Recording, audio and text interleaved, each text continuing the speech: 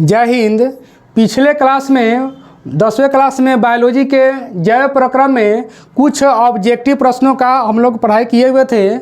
अब उसके आगे कुछ महत्वपूर्ण प्रश्न और आ गए हुए हैं, उसका हम लोग अध्ययन करेंगे।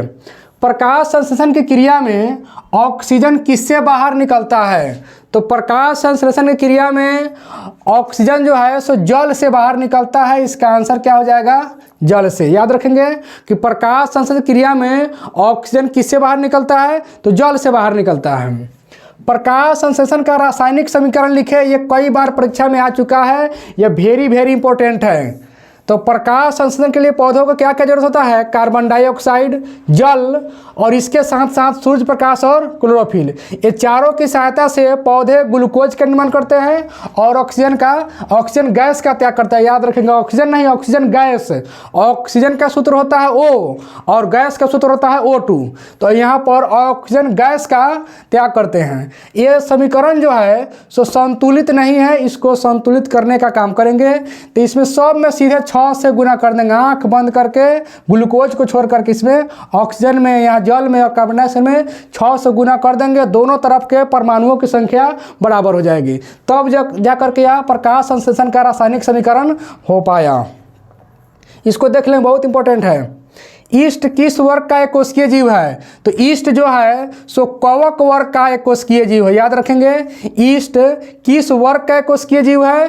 कवक वर्ग का है। कैसा जीव है? तो एक कोशिकीय जीव है। क्लोरोप्लास्ट यानी कि कोशिकांग किस रंग के होते हैं? तो क्लोरोप्लास्ट देखिए, पिछले क्लास में बताया गया था क्लोरोफिल हरा रंग का होता है और क्लोरोप्लास्ट जिसमें क्लोरोफिल पाया जाता है, जो कोशिकांग है, क्लोरोप्लास्ट जो कोशिका अंग है, वह भी हरा रंग का ही होता है। यानी कि क्लोरोप्लास्ट कोशिकांग किस रंग का हो गया? हरा रंग का। हरित लवक के किस भाग में प्रकाश संश्लेषण की क्रिया होती है? तो हरित रंग लवक के जो हरा वाला भाग है उसी में इसका प्रकाश क्रिया होता है। ध्यान रखेंगे, यही क्वेश्चन है, भाषा इसको बदल दिया गया है। अमीबा में अधिकांश पोषण किसके द्वारा होता है? तो अमीबा में जो भोजन होता है वह अंतर्ग्रहण के द्वारा है, क्योंकि ये इसके जो है ना रसधानी जो है अमीबा के चारों तरफ से भोजन को घेर करके उसको तब ग्रहण करते हैं, इसलिए अमीबा में भोजन का पोषण किसके द्वारा? अंतर्ग्रहण के द्वारा। फिर उसके आगे, पौधों में भोजन किस रूप में जमा होता है? तो पौधों में जो भोजन बनता है सो ग्लूकोज कहलाता है। पौधा में जो भोजन बनता है सो ग्लूकोज कहलाता है, लेकिन जमा जो है सो स्टार्च के रूप में होता है। याद रखेंगे, पौधे में भोजन स्टार्च के रूप में जमा होता है। प्रकाश संश्लेषण की दर किन कारणों पर निर्भर करती है? तो प्रकाश संश्लेषण का जो दर है यानी स्पीड है, प्रकाश के गुण पर भी निर्भर करता है, प्रकाश की तीव्रता पर भी निर्भर करता है, CO2 की सांद्रता पर भी निर्भर करता है, यानी कि इसमें से सभी पर निर्भर करता है। प्रकाश संश्लेषण की दर प्रकाश के गुण पर, प्रकाश की तीव्रता पर, CO2 की सांद्रता पर, यानी कि सभी पर। इसका आंसर हो जाएगा D, सभी पर। किस रंग का प्रकाश किरण प्रकाश संश्लेषण के लिए सबसे ज़्यादा प्रभावी है? तो सबसे ज़्यादा अगर प्रभावी होता है तो वह होता है लाल, और इससे कम होता है नीला।